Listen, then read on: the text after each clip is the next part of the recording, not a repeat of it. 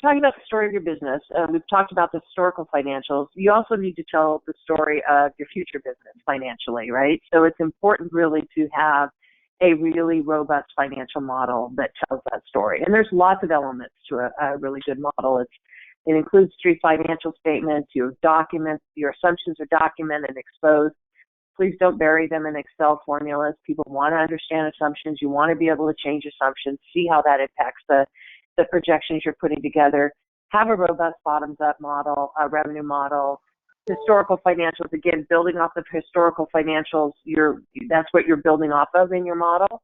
Have detailed projections on headcount and spend by area. Include your SaaS metrics. And when you're all done with that, the important part is to really sit back and have a critical review of your model. Do the trends make sense? Do they align with the narrative of your business? Are you spending in the right areas to grow your business? So, really critical analysis of, if my revenue's up and to the right, how much am I investing in sales and marketing to make that happen? Am I investing the appropriate amount? So this is what the model really helps you understand from managing your business and making decisions.